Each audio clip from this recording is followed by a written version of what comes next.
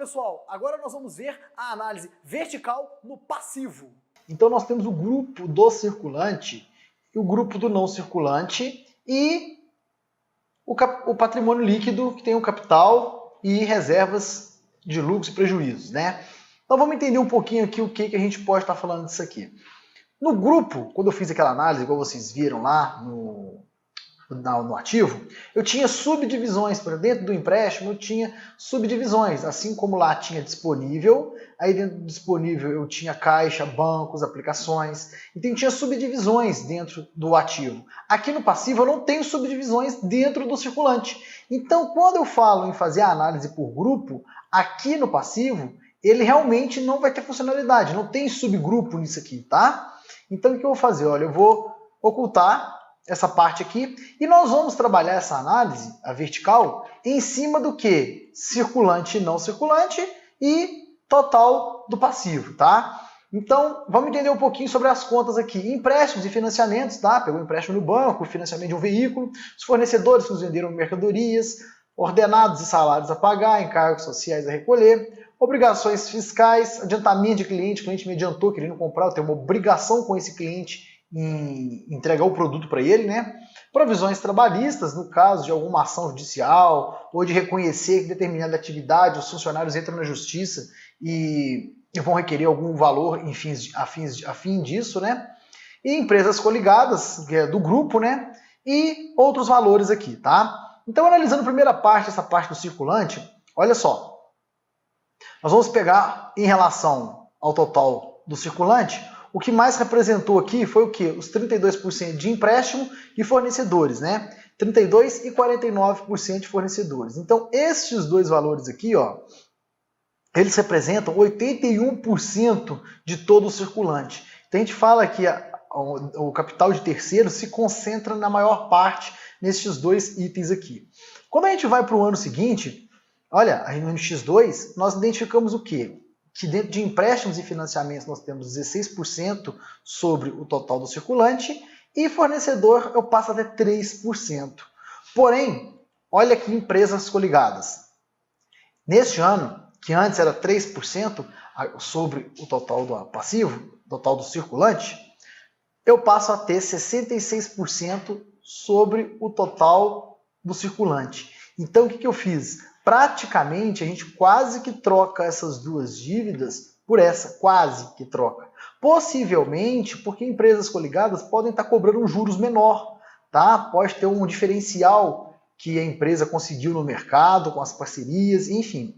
E quando a gente vai para o ano seguinte, olha só, nós temos um aumento sobre o total do circulante, que ele fala o quê? 23%. Antes era 6% sobre o total, agora é 23% sobre o total, o circulante. Então a gente percebe que teve esse aumento aqui com obrigações fiscais. A gente pode perceber aqui que ao longo do tempo os fornecedores, olha, ele caiu muito. Ou seja, será que eu deixei de comprar desse fornecedor a prazo, eu comecei a comprar à vista? Então eu começo a ter algumas identificações que essa dívida, será que foi trocada por essa? Olha, parte dessa aqui era 32, caiu para 16 e agora foi para 37. Olha, de 32 para 37, a gente tem aqui mais ou menos 5 pontos percentuais de aumento, tá? Mas aqui caiu bastante. Porém, empresas coligadas aumentou, tá? De 3 para 66% sobre o total do circulante, tá? A gente analisa dessa forma. Quando a gente vai para avaliar através do ativo e do passivo, olha, sobre o total, este grupo que nós temos aqui, ó, nós fazemos que tipo de identificação? Olha, lembra quando empréstimos era 32% e depois foi para 37%? A gente falava que tinha um aumento de 5 pontos percentuais. Olha aqui no ativo, desculpa, no passivo, analisando pelo total do passivo. Eu tenho 11 e 11. Então praticamente se estabelecem dentro da mesma situação, tá? Do mesmo nível de equivalência em relação ao total do passivo, tá? O que a gente pode falar aqui é o seguinte, que o capital de terceiros em relação ao total do passivo, eu tenho 33%, tenho 42% e depois 30%. Então a gente pode falar que as dívidas a curto prazo em relação ao total do passivo, ela meio que diminuiu. Do X1 para o X3, caiu apenas 3 pontos percentuais, tá ok? Como essa linha não tem numeração, olha, esses dados não se justificam, tá? Agora vamos passar para o não circulante e exigível a longo prazo. O que é esse não circulante exigível a longo prazo? O terminologia exigível a longo prazo, como nós já estudamos, ele já saiu, tá? Agora nós temos só apenas não circulante, porém o autor do livro trouxe essas informações. Então olha o que nós temos aqui, empréstimos e financiamentos, era de 1.210, foi para 1.463 e 913.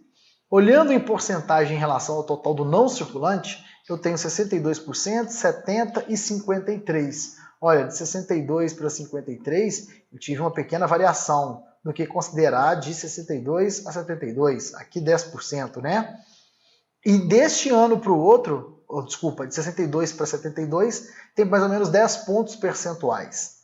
E de 72 para 53, eu tenho uma outra quantia, né? Então, o que acontece aqui? Empresas coligadas, olha, de 38, 28, 47. Eu aumentei um pouco das minhas empresas coligadas sobre o total do não circulante. Então, eu identifico o quê? Que antes eu tinha uma situação com mais empréstimos, 62%, e 38% com empresas coligadas. Depois, eu fiz o quê? Eu inverti essa situação. Olha, ficou por 53% de empréstimos e financiamentos e 47%. Quase que chegou no meio a meio aqui, tá? Então essas duas situações aqui, a gente percebe que a empresa decidiu adquirir mais recursos com empresas coligadas e não focar muito em empréstimos e financiamentos, ok? A análise aqui do total do não circulante, olha, enquanto o não circulante corresponde a 59% sobre o passivo total, no X2, 51% sobre o passivo total e 41% sobre o passivo total. Então eu percebo que os meus recursos de terceiros a longo prazo, olha, e ao longo dos 3 anos, ele caiu um pouco, tá? É só colocar os pontos percentuais quanto que caiu. E eu percebo que aqui, ó, praticamente se manteve, a curto prazo, praticamente se manteve os recursos de terceiros de 33 para 30 em relação do primeiro ao terceiro ano, né? A gente percebeu um aumento no segundo, mas a gente fala que praticamente se estabilizou ao longo dos 3 anos, tá? E no caso aqui, de quase 60%, foi aproximadamente 40%. Então a gente tem alguns pontos percentuais aí, né? O total do capital de terceiros, olha a participação dele em relação ao passivo total. 92% era de endividamento e o restante 8% de capital próprio, né? E aí depois eu passo para 93% e depois 72%. E olha, quando eu chego no final, o total do patrimônio líquido, ele representou 29%. Então, o meu capital de terceiros, ele reduziu essa proporção, ok? Vamos falar do capital próprio. Do capital próprio, olha, representava 102% do total do PL. Mas 102% mais do que o PL mais do que o PL. Por quê? Porque aqui nós tivemos um prejuízo. O prejuízo vai ser uma conta redutora. Aqui, no caso, ela está consolidada as reservas de lucros e prejuízo para fins didáticos, tá ok? Para que nós possamos entender um pouquinho. Então, olha só, nós temos 102% de capital, menos 2% de reservas de lucros, ou seja, é o prejuízo que está aqui, né? Está negativo, encontro o meu 100%. Dentro desse grupo, agora o capital de terceiro, você percebe que de 258 foi para 416, teve um aumento de capital próprio aí. Então, olha só, passou a 145 sobre o capital próprio, desculpa, sobre o patrimônio líquido. Então, o capital próprio passa a ser 145% do patrimônio líquido. Porém, eu tive o quê? Uma reserva, ou um prejuízo. Este prejuízo significa o quê? Que ele consumiu parte do capital da empresa. Por isso, às vezes, que os donos injetaram dinheiro na empresa. Pode ser uma possibilidade para tentar recuperar a empresa, né? E lembrando que nesse segundo ano foi o que nós mais tivemos empréstimos, né? Mais recursos de terceiros. Então a gente vem voltando aqui para o nosso prejuízo de 45% sobre o PL, né?